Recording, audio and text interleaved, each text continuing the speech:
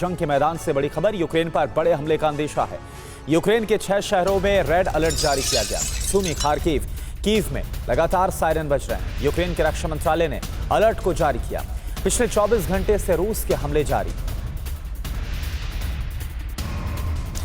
तो आपको बता दें, रूस यूक्रेन युद्ध की बात करें तो सुमी, खार्किव, कीव में अब लगातार सायरन बज रहे हैं। रूस यूक्रेन युद्ध और ज्यादा भीषण होता हुआ नजर आ रहा है। यूक्रेन पर और बड़े हमले का अंदेशा है। यूक्रेन के 6 शहरों में रेड अलर्ट जारी कर दिया गया है। तो रूस ने यूक्रेन की संपूर्ण तबाही का ब्लूप्रिंट तैयार कर लिया है। दिसंबर में ही यूक्रेन का सरेंडर कराने की तैयारी है, इसलिए रूस ने हमला शुरू कर दिया है। पिछले 24 घंटे में यूक्रेन के 13 शहरों पर मिसाइलें दागी गई। यूक्रेन को जबरदस्त नुकसान हुआ। इसमें साउथ यूक्रेन से लेकर कीव तक इतने भयंकर हमले किए गए कि नाटो की भी घबराहट बढ़ गई है।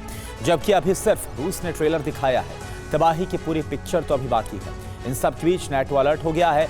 उसने रूस के पास वाले एयरबेस वॉर रेडी कर दिए हैं। यानी अब यूरोप में ऐसी आशंका प्रबल होती जा रही है जिसमें रूस और नाटो में सीधा टकराव हो सकता है। अगर ऐसा हुआ तो तबाही का ऐसा जलजला आएगा जिसमें यूक्रेन नक्शे से मिट सकता है। जबकि यूक्रेन की आग में रूस समेत कई और नाटो के सदस्य देश तबाह हो सकते हैं। इतनी तबाही, इतना विध्वंस, कीव में कोहरा मच गया।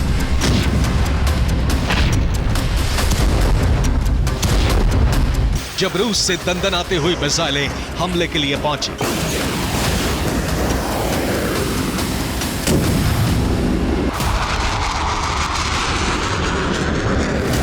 और इसके बाद ऐसी तस्वीरें सामने आई, रूस के हमले से साबित हो गया कि वो दिसंबर में ही कीव के सरेंडर की तैयारी कर चुका है।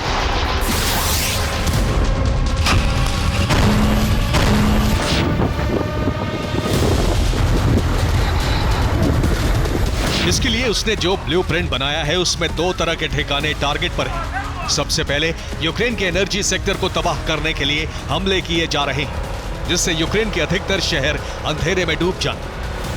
दूसरी तरफ उन तमाम सैन्य ठिकानों को निशाना बनाया जा रहा है जो युद्ध में ऑपरेशनल है, जहां नेटो से मिले हथियार रखे हुए हैं।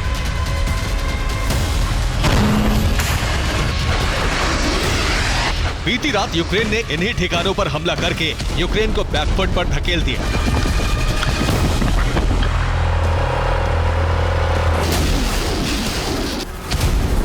हमले इतने जबरदस्त थे कि कीव समेत कई शहरों में लगातार सायरन बजते रहे।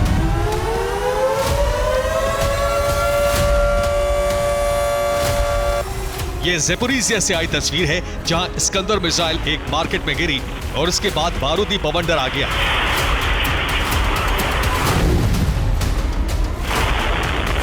देखिए कैसे जोरदार आवाज के साथ उस इलाके में तबाही मच गई। जिस इमारत पर मिसाइल गिरी वो पूरी तरह जमींदोज हो गई।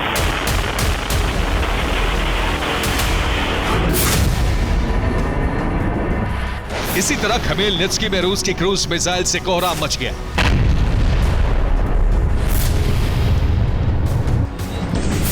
कई मिसाइलें रिहायशी इलाकों पर भी गिरी, जिससे भारी नुकसान की आशंका है।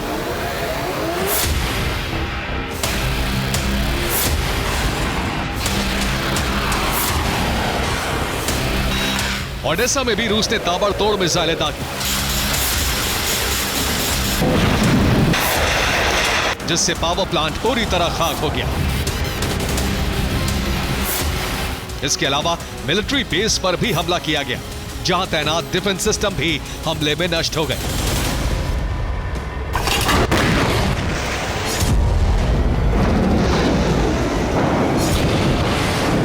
दरअसल रूस ने यह हमला तगनरोग एयरफील्ड का बदला लेने के लिए किया है, जहां यूक्रेन ने अटैकमस से हमला किया था। तगनरोग एयरफील्ड पर यूक्रेन के हमले से भारी नुकसान हुआ। अब पलटवार में रूस ने यूक्रेन के 13 शहरों पर विनाशक हमले किए, जिसमें कई शहरों में ब्लैकआउट हो गया।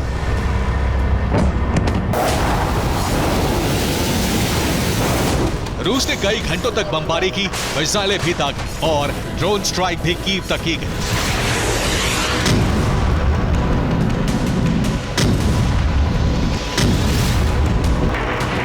रूस ने 287 मिसाइलें दागी, 300 से ज्यादा ड्रोन हमले किए, 6 एनर्जी सेक्टर को पूरी तरह खाक कर दिया।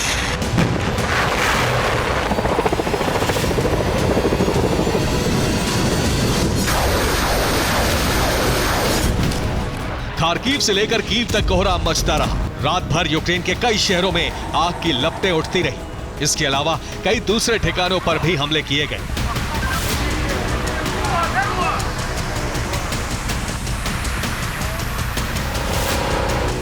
कोल माइन पर मिसाइल अटैक, परमाणु पावर प्लांट पर हमला, थर्मल पावर प्लांट को भी उड़ा दिया। कई मिलिट्री पोस्ट खाक कर दी।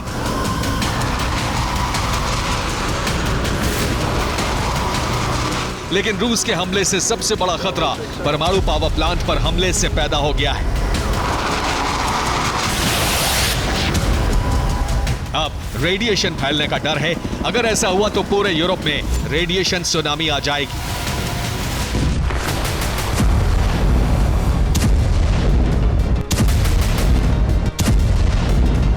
जिससे हजारों लोगों की मौत हो सकती है, क्योंकि परमाणु रिसाव को रोक पाना नामुमकिन होगा और ये किसी परमाणु विस्फोट से कम खतरनाक नहीं होगा।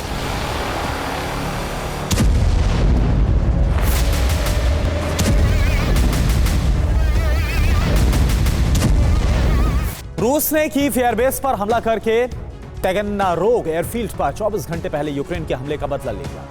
दावा इस बात का हो रहा है कि कीव एयरबेस पर हमला उस वक्त हुआ जब यूक्रेन के पायलट F-16 की ट्रेनिंग ले रहे थे।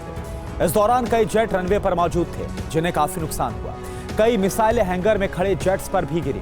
रूस ने हमले के लिए स्कैंडर मिसाइल का इस्तेमाल किया और इसके जरिए एयरबेस पर बने ऑयल डिपो को खाक कर दिया। इसके अलावा कीव एयरबेस पर मौजूद कमांड सेंटर, रडार सिस्टम को भी नष्ट कर दिया। इस दौरान वहां पर तैनात एंटी एयरक्राफ्ट गन और एयर डिफेंस सिस्टम भी हमला रोकने में नाकाम साबित हुए।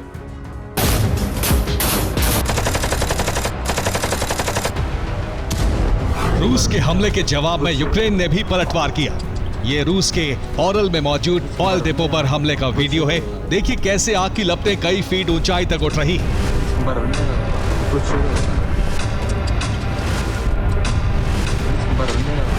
इसके अलावा ब्रियांस्क और कुर्स्क में भी हमले हुए। रूस ने दावा किया है कि उसने यूक्रेन के 37 ड्रोन इंटरसेप्ट कर लिए।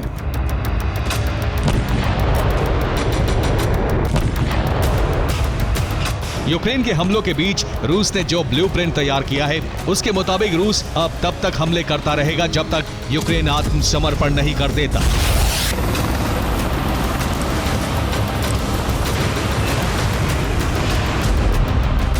रूस में सिक्योरिटी काउंसिल के डिप्टी चेयरमैन दिमित्री मेदवेदेव ने धमकी दी है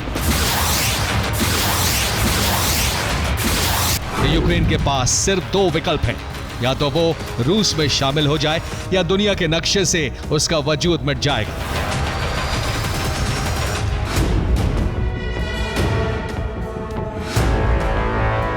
यानी रूस तैयारी कर चुका है और हो सकता है कि वो ट्रंप के सत्ता संभालने से पहले ही यूक्रेन को खाक में मिला दे। इसी दिशा में रूसी सेना आगे बढ़ रही है। पिछले 24 घंटे में ताबड़तोड़ हमले इसी का संकेत है।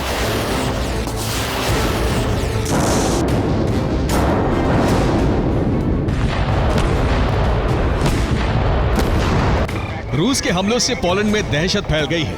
पोलैंड ने हाई अलर्ट जारी कर दिया है। एयरबेस वॉर रेडी कर दिए हैं। पोलैंड के fighter jet security air drill कर रहे हैं।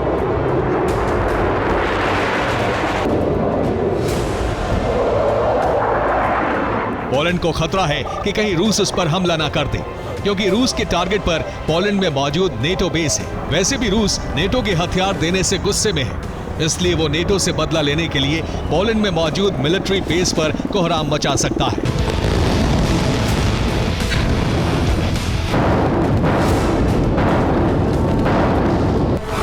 जबकि खतरे को देखते हुए नेटो ने फिनलैंड और स्वीडन में अपने बेस को वॉर रेडी कर दिया है। इसके अलावा बाल्टिक देशों में भी अलर्ट जारी कर दिया है, जबकि ओडेसा से क्रीमिया पर हमले के लिए यूक्रेन को निर्देश दे दिया है। हालांकि एहतियातन रूस पहले ही अपने वॉरशिप को वहां से शिफ्ट कर चुका है, लेकिन रूस ने स्कंदर मिसाइलें तैनात करके अपने इरादे जाहिर कर दिए हैं। उन्हीं मिसाइलों से ओडेसा पर बीती रात हमले किए गए।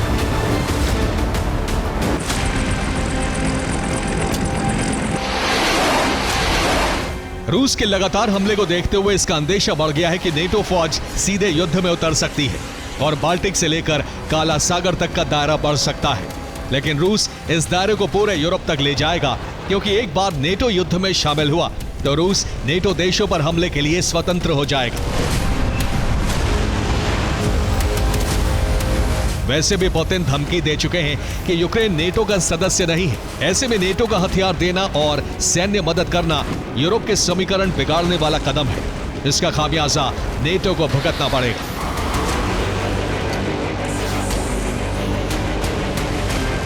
Bureau report, TV9 Bharatvarsh. Ukraine के 10 शहरों पर रूस के ड्रोन हमले। 24 घंटे में 132 ड्रोन से भारी विनाश हुआ है। यूक्रेन का दावा 58 ड्रोन मार गिराए गए। तो रूस यूक्रेन की जंग में यह वो समय है जब रूस का बारूद यूक्रेन को उन केंद्रों पर कब्जे के लिए बरस रहा है जहां पर अर्थव्यवस्था जहां से ऑपरेट होती है। तो वहीं यूक्रेन उस सप्लाई लाइन को ठप करने के लिए हमले कर रहा है जहां से रूसी फोर्स यूक्रेन में फंस जाए। और यूक्रेन का यह प्रयास जंग को परिणाम तक पहुंचाने का इशारा दे रहा है। लेकिन यूक्रेन ऐसा क्यों कर रहा है, आप देखिए हमारी स्पेशल रिपोर्ट में। अब फैसला हो चुका है। रूस पर प्रतिघात या यूक्रेन समाप्त।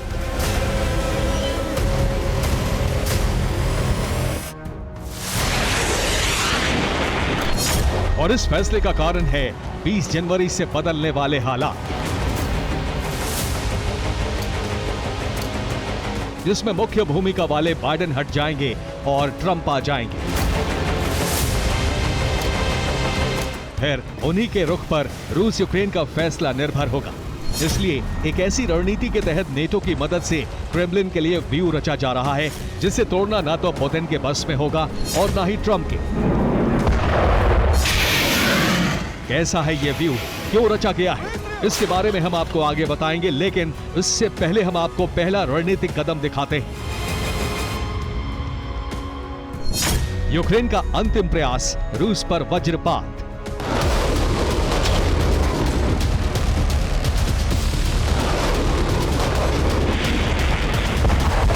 ये वीडियो आपको चौंका सकता है। यूक्रेन ने नेटो की मदद से हासिल हथियारों का इस्तेमाल रूस की जमीन पर किया है।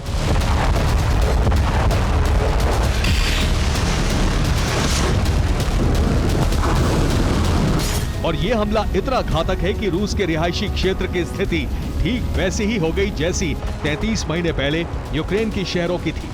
यह रूस का ओरियोल क्षेत्र है जिसके मुख्य तेल डिपो को यूक्रेन से दागे गए ड्रोन्स ने ध्वस्त कर दिया। हालांकि कीव की तरफ से इस हमले की जिम्मेदारी नहीं ली गई है, लेकिन स्थानीय लोगों ने ड्रोन से हमला होने की पुष्टि की है और ये वीडियो भी उन्होंने ही बनाया है।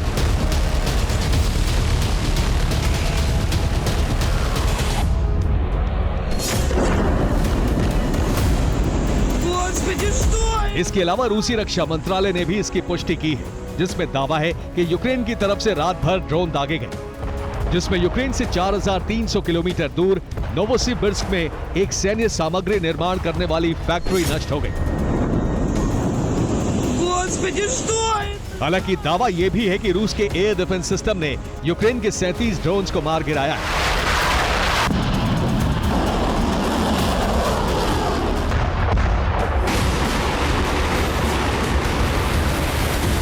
लेकिन रूसी क्षेत्र के अंदर हुए हमले सिर्फ यहीं तक सीमित नहीं है, क्योंकि यूक्रेन का मुख्य टारगेट बेलगोरोद पर कब्जा कर लेना है। इसलिए रणनीतिक बढ़त के लिए यूक्रेन ने बेलगोरोद के करीब 50 क्षेत्रों को टारगेट बनाया, जिसमें 8 जिलों के इंफ्रास्ट्रक्चर को भारी नुकसान हुआ है। दावे के तहत बेलगोरोद के एक ही जिले पर 50 से ज्यादा गोले दागे गए। इसी एक जिले पर 8 से ज्यादा हमलावर ड्रोन्स गिराए गए हैं। इसके अलावा दूसरा दावा यह है कि बेलगोरोद में 24 घंटे के अंदर यूक्रेन ने 52 प्रोजेक्टाइल मिसाइल दागी हैं। 41 से ज्यादा घातक हमलावर ड्रोन्स गिराए हैं और इन हमलों में रूस को भारी जान माल का नुकसान उठाना पड़ा है। इस दावे की पुष्टि बेलगोरोद के गवर्नर व्याचेस्लाव ग्लैडकोव ने भी की है। वहीं दूसरी तरफ यह भी बताया गया है कि रूसी सेना ने यूक्रेन के हमलों के जवाब में 20 हमलों को विफल किया है, जिनमें यूक्रेन के 37 ड्रोन भी मार गिराए हैं, जबकि यूक्रेन ने डोनेस्क में भी रूसी फोर्स को टारगेट करते हुए भीषण हमले किए हैं। लेकिन सवाल यह है कि यूक्रेन ने अचानक इतनी आक्रामकता क्यों दिखाई? ऐसा क्या हुआ जो यूक्रेन जंग को निर्णायक मोड़ देने पर उतावला हो गया? इस प्रश्न के 2 उत्तर हैं। पहला त्वरित और दूसरा भविष्य की रणनीतिक स्थिति से संबंधित दीर्घकालिक। दूसरे उत्तर को हम आगे विस्तार देंगे, लेकिन पहले प्रश्न का उत्तर रूस के खिलाफ हमले को अंजाम देने के लिए यूक्रेन को मिलने वाली खेप। इस उत्तर को बेलगोरोद की जमीन पर समझिए। यूक्रेन रूस के जिस हिस्से को टारगेट करके बारूद से दहलाया है वो क्षेत्र बेलगोरोद है, जहां 24 घंटे तक बारूद बरसाए गए। और इस हमले में बेलगोरोद का मालिनोव्का, ऑक्ट्रेव्स्की, बस्की शहर, रजुम न्योय शहर, सिरवन्नी क्षेत्र, बेलोम स्टनोट शहर, बिल्जिनी शहर, यारिक नगर, जुराव व्योका कस्बा, क्रासनाया निवा शहर, क्रासनी खुटोर गांव, नोमेफ्का शहर, नोवाया नेलिनडोव्का शहर और पेट्रोव्का, पुशकनोय शहर, रैपनोय नगर और स्टेल्ट कओए गांव और इसके साथ साथ कई जो रिहायशी क्षेत्र हैं वहां भारी नुकसान हुआ। यह यूक्रेन ने इसलिए किया क्योंकि उसे हथियारों की खेप के रूप में इसी महीने हाइमार्स घातक ड्रोन यानी कि यूएवी, रूसी ड्रोन्स को गिराने वाले counter drone system, high speed anti radiation missile, रूस फोर्स पर हमले के लिए आर्टिलरी और इसमें इस्तेमाल होने वाले टैंक, आर्टिलरी के गोले, रॉकेट्स, आगे बढ़ने के लिए बख्तरबंद गाड़ियां, सेना की पोस्ट मजबूत करने के लिए लाइट इन्फेंट्री व्हीकल और सैनिकों के लिए लाइट वेपन मिलने वाले। दरअसल यूक्रेन को अमेरिका से मिलने वाले रिचार्ज ने कीव की आक्रामकता बढ़ा दी और ये आक्रामकता का पहला चरण है, क्योंकि दिसंबर के आखिर में रूस के अंदरूनी हिस्सों पर हमले का फाइनल राउंड पूरा होगा। यानी रूस के घातक हमलों का जवाब यूक्रेन ने देना शुरू कर दिया है, लेकिन रक्षा के लिए नहीं बल्कि जंग के विस्तार के लिए, जिसमें नेटो की बड़ी भूमिका होगी और इसके संकेत आने वाले दिनों की तय गतिविधियां दे रही हैं।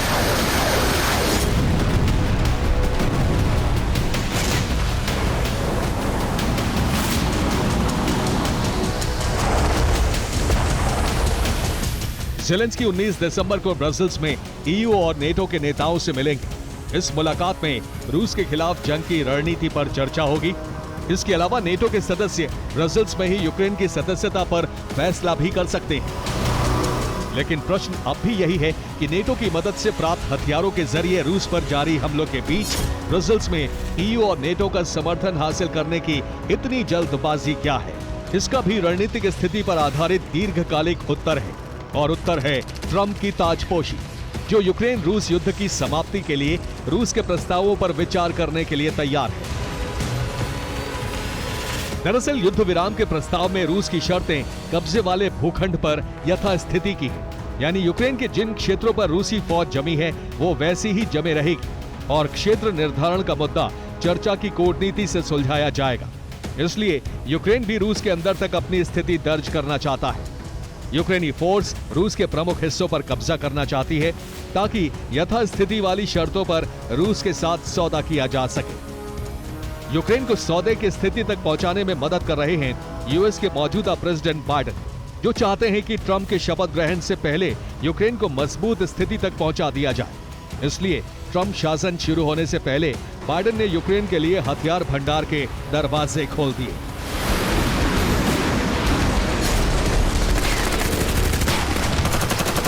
यूक्रेन की मदद के लिए टीम बाइडेन ने यूक्रेन को $500 मिलियन यानी 4000 करोड़ रुपए की मदद देने का ऐलान कर दिया है और इसी घोषणा के तहत पैकेज में यूक्रेन को हाइमर्स रॉकेट लॉन्चर मिलेंगे, जिसका सीधा मतलब है कि यूक्रेन को अमेरिका रूस के अंदर तक हमले की अनुमति दे रहा है। इसके अलावा दूसरे लॉन्ग रेंज हथियार भी इसी महीने के अंत तक यूक्रेन को मिल जाएंगे। वहीं कीव ने नेटो से डिफेंस सिस्टम की मांग की है, जो इसी महीने पूरी हो सकती है।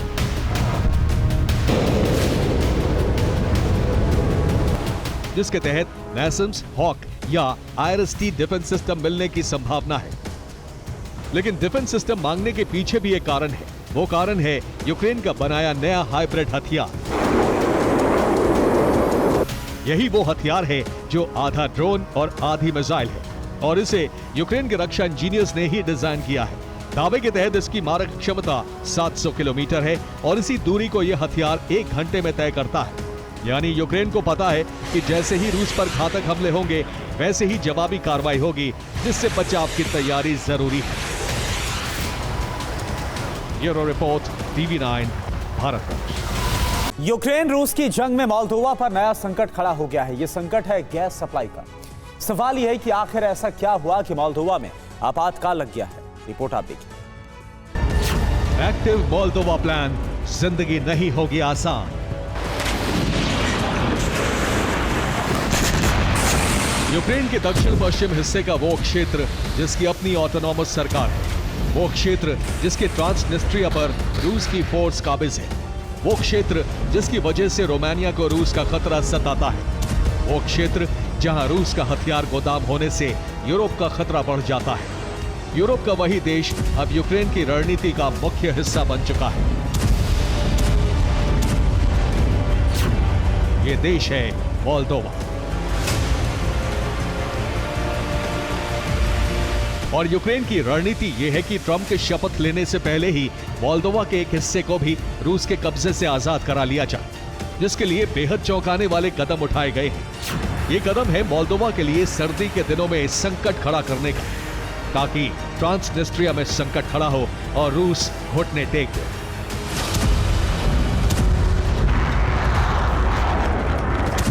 लेकिन कैसे? प्रश्न का उत्तर है गैस की सप्लाई ठप करके। और इस दिशा में कदम भी उठाए जा चुके हैं। लेकिन क्या है मोल्दोवा को लेकर रणनीतिक समीकरण, इसे विस्तार से देखिए।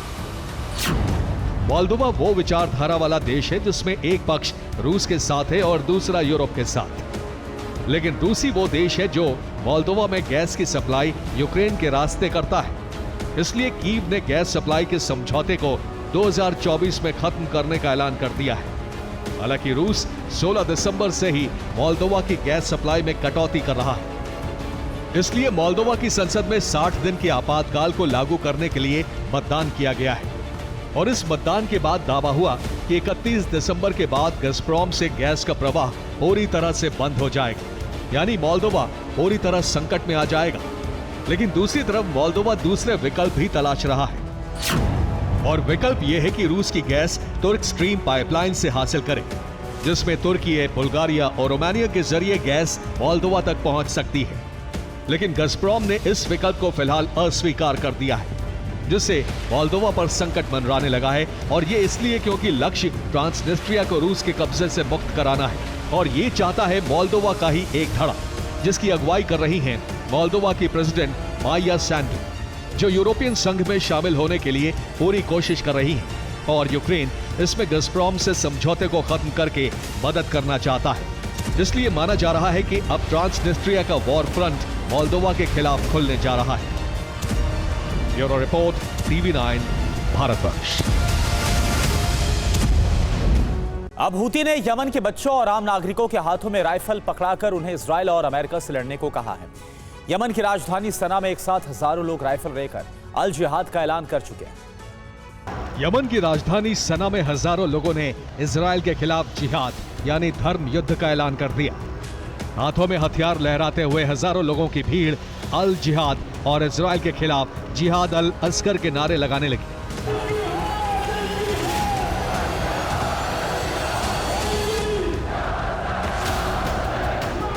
शुक्रवार की नमाज के बाद हजारों हथियारबंद लोगों की यह भीड़ यमन की राजधानी सना के मुख्य चौराहे पर जमा हो गई। भीड़ में छोटे छोटे बच्चों के हाथों में भी राइफल और बंदूकें दे दी गई। इजराइल के खिलाफ जंग में यमन के आम नागरिकों को शामिल करने के लिए अल जिहाद का ये कॉल हूती ने दिया था। हूती की सर्वोच्च राजनीतिक परिषद के सदस्य हवाई फायर करते हुए इजराइल और अमेरिका के खिलाफ नारे लगा रहे थे। यमन के हूती विद्रोही इजराइल पर रॉकेट और मिसाइलों से हमले कर चुके हैं, लेकिन अब तक हूती के ज्यादातर हमले नाकाम रहे। इजराइल के सीक्रेट ऑपरेशन में हूती के कई बड़े नेता मारे गए, इसीलिए अब हूती ने अल जिहाद के नाम पर यमन के आम मुस्लिम नागरिकों के हाथों में हथियार थमा दिए। Bureau report, TV9 Bharatvarsh. South Korea में वो हो गया है जिसकी कल्पना वहां के राष्ट्रपति ने नहीं की थी। दक्षिण कोरिया के राष्ट्रपति योन सुक योल पर महाभियोग लग गया है। उन्हें राष्ट्रपति पद से हटा दिया गया है। सवाल यह है कि योन पर महाभियोग आखिर क्यों लगा है। कुछ घंटे के लिए मार्शल लॉ लगाने की कीमत साउथ कोरिया के प्रेसिडेंट योन सुक योल को चुकानी पड़ी। अब 6 महीने में संवैधानिक न्यायालय फैसला करेगा कि वो पद पर बने रहेंगे या नहीं। तब तक के लिए कमान कार्यवाहक प्रेसिडेंट हान डक सू को सौंपी गई है, जिन्हें यून ने ही प्रधानमंत्री बनाया है। हान ने कहा है, मैं सरकार को स्थिर करने के लिए अपनी पूरी ताकत और प्रयास लगाऊंगा। जबकि महाभियोग के फैसले पर योन सुक योल ने कहा है कि वो हार नहीं मानेंगे। मैं अभी रुक नहीं रहा हूं, पिछले 2.5 साल में लोगों के साथ मिलकर भविष्य की ओर जो यात्रा मैंने की है वो कभी नहीं रुकनी चाहिए। मैं कभी हार नहीं मानूंगा। यून लगातार कंजर्वेटिव पार्टी के दूसरे ऐसे नेता हैं जिन पर महाअभियोग लगाया गया है। इससे पहले साल 2017 में पार्क यून हो पर भी महाअभियोग लगाकर हटाया गया था। इस बार यून मार्शल लॉ लगाकर एक बड़े संकट में फंस गए। हालांकि कुछ घंटों में ही उन्होंने मार्शल लॉ वापस ले लिया था, लेकिन पूरे साउथ कोरिया में उनके खिलाफ माहौल बनता गया, जिससे विरोधी पार्टी ने महाअभियोग का आधार बनाकर वोटिंग करा दी। महाअभियोग का समर्थन करने वाले सांसदों की संख्या 204 थी, जबकि इसके विरोध में 85 सांसद थे। 3 सांसदों ने मतदान में भाग नहीं लिया, जबकि 8 मत अवैध थे। यानी 2/3 बहुमत महाअभियोग के समर्थन में था, जबकि पिछले हफ्ते महाअभियोग नहीं लग पाया था जब सांसद यून के साथ थे। अब उनकी पार्टी के 12 सांसदों ने विपक्ष का साथ दिया, जिससे यून पर महाअभियोग सिद्ध हो गया। अब साउथ कोरिया में लोग खुशियां मना रहे हैं, जबकि यून के राजनीतिक भविष्य का फैसला अब संवैधानिक कोर्ट अगले 6 महीने में तय करेगी। Bureau report, TV9 Bharatvarsh. रूस के क्रिम्सा के एयरबेस पर ड्रोन से हमला हुआ। Su-30 फाइटर जेट को बड़ा नुकसान पहुंचा है। हमले में हाईटेक Su-30 में लगी है आग। तस्वीर आप देखिए। तो तस्वीर इस वक्त आपके सामने। रूस के क्रिम्सा के एयरबेस पर ड्रोन से जो हमला किया गया उसकी तस्वीर आपको दिखा रहे हैं। Su-30 फाइटर जेट को इसमें बड़ा नुकसान पहुंचा। हमले में हाईटेक Su-30 में आग लग गई और वो तस्वीर आपके सामने है।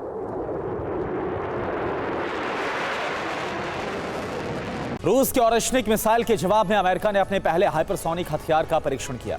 अमेरिका की सबसे नई मिसाइल के परीक्षण ने रूस और अमेरिका के बीच हाइपरसोनिक जंग को शुरू कर दिया। इस बीच एक अमेरिकी रिपोर्ट में चेतावनी दी गई है कि पुतिन अगले 7 दिनों में यूक्रेन के किसी शहर पर या फिर जर्मनी की राजधानी बर्लिन पर ऑरेशनिक हाइपरसोनिक मिसाइल से हमला करने वाले हैं। अगर ऐसा हुआ तो रूसी खेमे और नेटो के बीच महायुद्ध शुरू हो जाएगा। कुछ दिन पहले पुतिन ने ऑरेशनिक का ट्रेलर दिखाया था।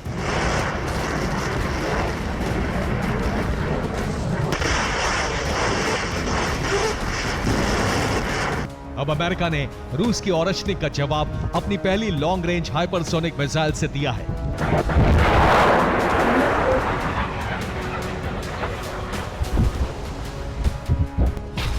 अमेरिकी सेना ने फ्लोरिडा के केप कैनवरल स्पेस फोर्स स्टेशन से LRHW यानी लॉन्ग रेंज हाइपरसोनिक वेपन का प्रक्षेपण किया है। अमेरिकी रक्षा विभाग ने इस नए हथियार को नाम दिया है डार्क ईगल।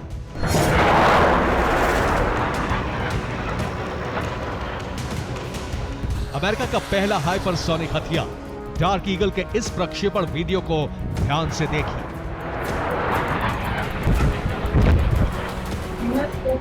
लॉन्च के सिर्फ 5 सेकंड बाद मिसाइल ने आवाज की गति से 5 गुना तेज यानी हाइपरसोनिक स्पीड हासिल कर ली और 12 सेकंड के अंदर अमेरिका का पहला हाइपरसोनिक हथियार धरती के वायुमंडल के बाहर निकल गया।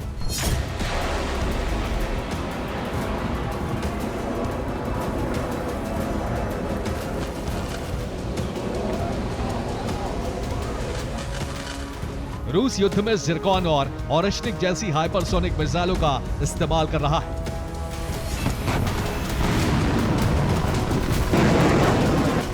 लेकिन अमेरिका के रक्षा वैज्ञानिक पिछले कई साल से रूस को जवाब देने में सक्षम हाइपरसोनिक हथियार बनाने की कोशिश में फेल हो रहे थे। अब डार्क ईगल के परीक्षण के बाद अमेरिकी रक्षा विभाग ने हाइपरसोनिक हथियार के सफल परीक्षण का औपचारिक तौर पर ऐलान कर दिया है।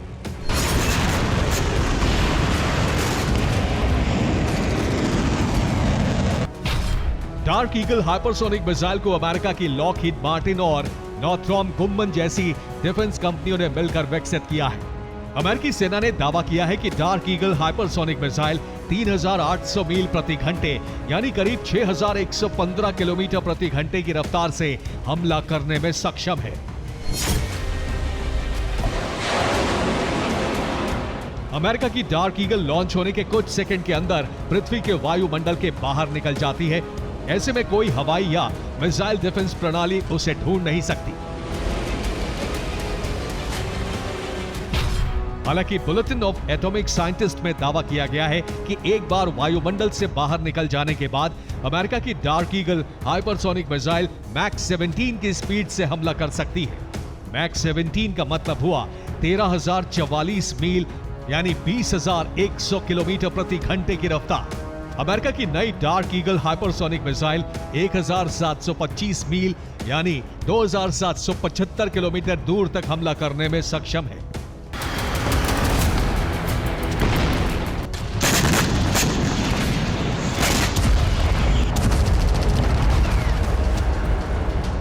हालांकि अभी तक यह साफ नहीं हुआ है कि अमेरिका का पहला हाइपरसोनिक हथियार डार्क ईगल रूस के ओरेश्निक की तरह परमाणु हमला करने में सक्षम है या नहीं। लेकिन सच यही है कि अमेरिका ने डार्क ईगल का परीक्षण उस वक्त किया है जब यूरोप और नेटो देशों पर इसी महीने ओरेश्निक के बड़े हमले की आशंका है। 21 नवंबर को रूस ने पहली बार यूक्रेन के नीप्रो शहर पर ओरेश्निक मिसाइल का इस्तेमाल किया था और अब अमेरिकी रिपोर्ट है कि रूस एक बार फिर ओरेश्निक से अटैक करने वाला है।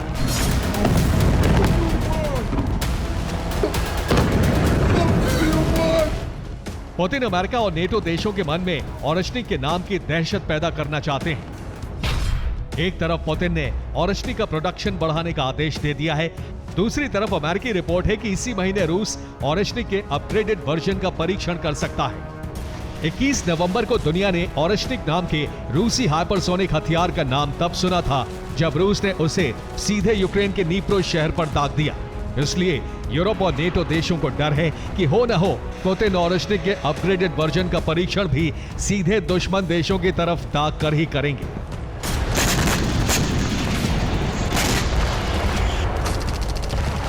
अमेरिका ने कई साल की कोशिश के बाद आखिरकार विनाशक हाइपरसोनिक हथियार बना लिया, लेकिन अब भी हाइपरसोनिक शक्ति के मामले में अमेरिका रूस से काफी पीछे है। ओरेश्निक और डार्क ईगल के बीच ही तुलना करें तो शक्ति अंतर काफी साफ नजर आ रहा है। अमेरिकी दावे के मुताबिक डार्क ईगल हाइपरसोनिक मिसाइल की रफ्तार करीब 5 मैक यानी कि 6,115 किलोमीटर प्रति घंटा है, लेकिन रूस के ओरेश्निक मिसाइलों ने नाइप्रो में 11 मैक यानी कि करीब 13,500 किलोमीटर प्रति घंटे की स्पीड से हमला किया था।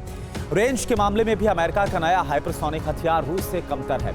अमेरिका की डार्क ईगल हाइपरसोनिक मिसाइल 1,725 मील यानी कि 2,775 किलोमीटर दूर तक हमला करने में सक्षम है, जबकि रूस के ओरेश्निक मिसाइल की मारक क्षमता 3,100 मील यानी कि करीब 5,000 किलोमीटर तक है। और अब तो रूस के ओरेश्निक मिसाइल का नया वर्जन तैयार है। अब देखिए अमेरिका को अगले कुछ दिनों में ओरेश्निक मिसाइल के नए वर्जन से कहां हमला होने का डर है और इस आशंका के बीच नेटो देशों ने कैसे रूस की घेराबंदी कर दी। रूस और अमेरिका के बीच हाइपरसोनिक हथियारों की जंग शुरू हो गई है।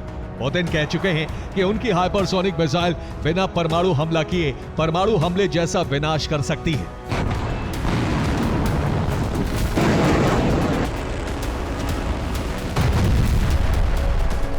और अमेरिका को भय है कि पुतिन इसी दिसंबर महीने में ओरेश्निक हाइपरसोनिक मिसाइल से ऐसा विनाश करने वाले हैं।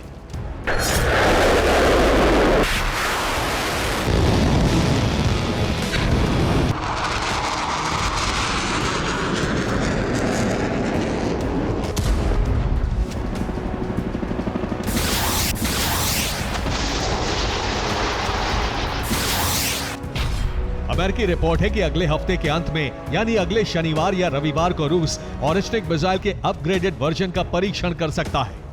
अमेरिका को आशंका है कि पुतिन यूक्रेन की धरती पर विस्फोट कर ओरेश्निक मिसाइल के अपग्रेडेड वर्जन का परीक्षण करवा सकते हैं।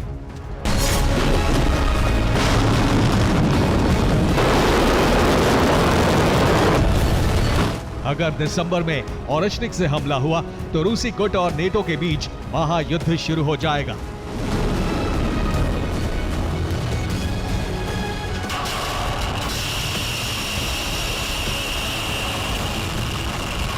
जर्मनी के एक्स टीवी पर दिखाई गई रिपोर्ट में दावा किया गया है कि पुतिन एक बड़े नेटो देश पर एक खास तरह के हथियार से हमला करने का आदेश दे चुके हैं।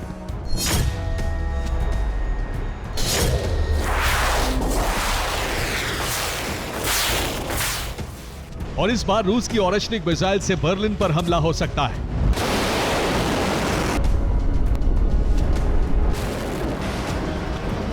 यूक्रेन के बाद जर्मनी पर ओरेश्निक मिसाइल से हमले की आशंका के बीच नेटो ने रूस की घेराबंदी शुरू कर दी है। नेटो ने रोमानिया में नया बेस खोल दिया है। उधर रूस के साथ ही ईरान ने नया एयरक्राफ्ट कैरियर बना लिया है। एक खबर यह भी है कि यूरोप में यूएस बेस के आसपास बीते दिनों कई रहस्यमयी ड्रोन दिखाई दिए हैं। ऐसे में सवाल ये है कि क्या बड़े हमले से पहले रूसी गुट यूरोप में अमेरिकी बेसों की निगरानी कर रहे हैं, और क्या वाकई इस जासूसी के बाद पुतिन यूरोप पर ऑरेशनिक दागने का आदेश देने वाले हैं? अगर ऐसा हो गया तो रूस और नेटो में महायुद्ध शुरू हो जाएगा,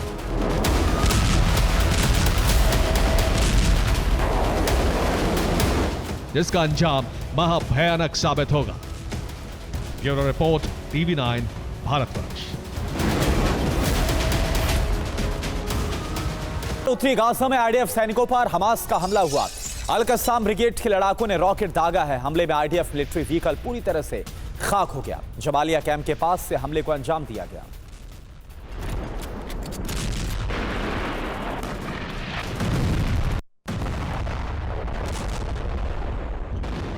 सीरिया में गृहयुद्ध का सबसे ज्यादा फायदा किसी मुल्क को हुआ है तो वो है इजराइल। आईडीएफ की सेना इजराइल सीरिया के बीच बफर जोन पर कब्जा कर चुकी है।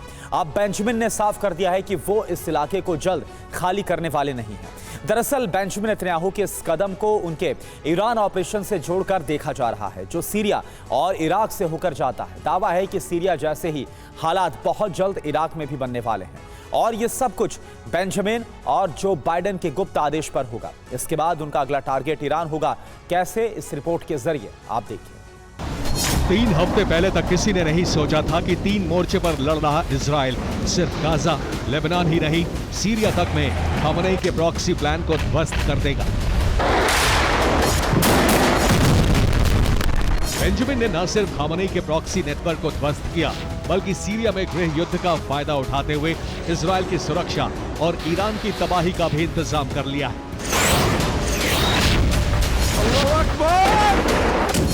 आखिर बेंजामिन का प्लान क्या है? कैसे ये प्लान अरब में सबसे बड़े युद्ध की नींव रख सकता है, वो आपको बताएंगे। लेकिन उससे पहले सीरिया में इजरायली एक्शन की लेटेस्ट रिपोर्ट जान लीजिए।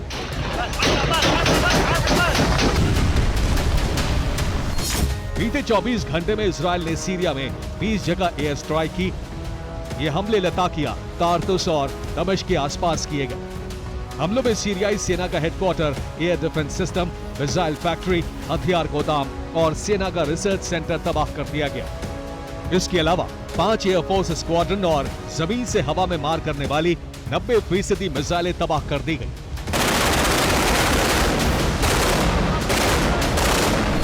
बशर अल असद के सीरिया छोड़ने के बाद से ही इजराइल सीरिया पर बम बरसा रहा है। आईडीएफ का दावा है कि महज 1 हफ्ते में सीरिया पर 500 से ज्यादा एयर स्ट्राइक की गई हैं।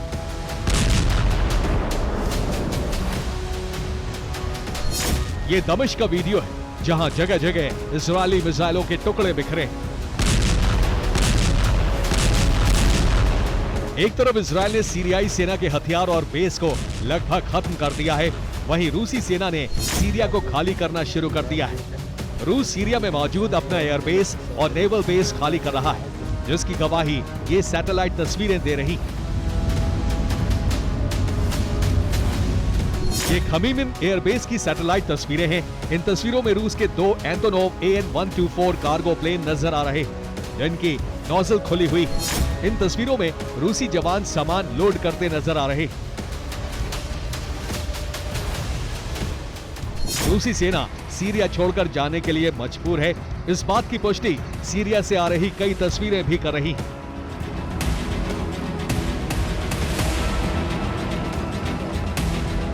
रूसी सेना सीरिया के अलग अलग बेस से खमीमिम एयरबेस और तारतुस नेवल बेस लौट रही। सीरिया के अलग अलग हिस्सों से लौटते रूसी काफिले के कई वीडियो सामने आ रहे। वहीं दावों के मुताबिक रूस के कार्गो प्लेन की आवाजाही भी खमीमिम एयरबेस पर काफी बढ़ गई।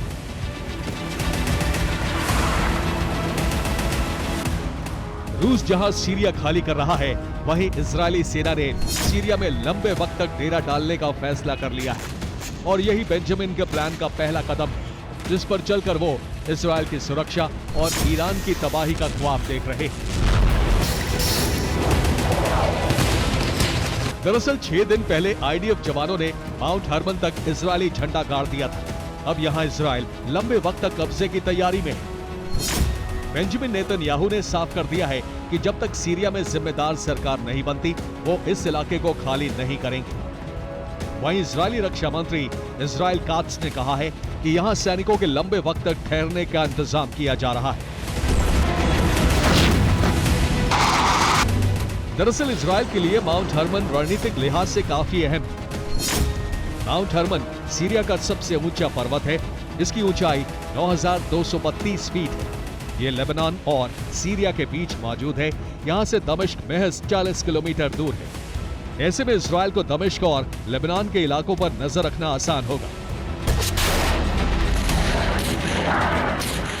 माउंट हर्मन से इजराइल सीरिया के बड़े इलाके पर काबू रख सकता है। माना जा रहा है कि बहुत जल्द वो यहां से सीरिया के दूसरे इलाकों पर कब्जे का अभियान भी शुरू कर सकता है, जिसके बाद बेंजामिन के प्लान का दूसरा चरण शुरू होगा, जिसका उद्देश्य ईरान की तबाही है। दरअसल हाल में आई एक रिपोर्ट में दावा किया गया है कि अमेरिका और इजराइल इराक के खिलाफ षड्यंत्र रच रहे हैं। इराक में 11,000 लड़ाकों की फौज भेजने की तैयारी है। इजराइल की कोशिश ईरान को सीधे जंग में लाने की है, ताकि वो अमेरिका के साथ मिलकर उसके परमाणु ठिकानों पर हमला कर सके।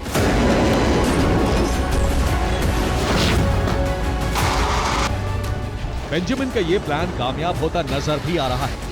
दरअसल ईरान ने ऐलान कर दिया है कि अगर इराक में लड़ाकों ने प्रवेश किया तो उसकी सेना इराक में सीधे उतर जाएगी। माना जा रहा है कि बेंजामिन ने यह प्लान असद के सीरिया छोड़ने से पहले ही तैयार कर लिया था। इसीलिए इजराइल लगातार सीरिया में हवाई हमले कर उसके डिफेंस सिस्टम नेटवर्क को तबाह कर रहा है। दरअसल सीरियाई डिफेंस सिस्टम ईरान के लिए प्रारंभिक चेतावनी की तरह काम करता था। जैसे ही इजराइल फाइटर जेट सीरियाई एयर स्पेस में दाखिल होते ईरान को खबर मिल जाती थी। सीरिया का डिफेंस नेटवर्क खत्म होने के बाद ईरान पर हमला आसान हो जाएगा। साफ है, बेंजामिन सीरिया विद्रोह के बहाने इजराइल के विस्तार और अपने विरोधियों को खत्म करने का एजेंडा शुरू कर चुके हैं। लेकिन दुनिया को डर है कि नेतन्याहू का एजेंडा अरब में अब तक की सबसे बड़ी जंग भड़का सकता है। Bureau report, TV9 Bharat. रूसी हमलों को लेकर हाई अलर्ट पर है पोलैंड। बड़ी खबर, बॉर्डर के पास आसमान में पोलैंड की फाइटर प्लेन नजर आए। बॉर्डर पर अलर्ट मोड में नेटो की डिफेंस सिस्टम। तो देखिए, बॉर्डर के पास आसमान में पोलैंड के फाइटर जेट नजर आए हैं। रूसी हमलों को लेकर हाई अलर्ट पर है। अब पोलैंड कभी भी रूस पोलैंड पर हमला कर सकता है, इसका खौफ पोलैंड के अंदर साफ नजर आ रहा है।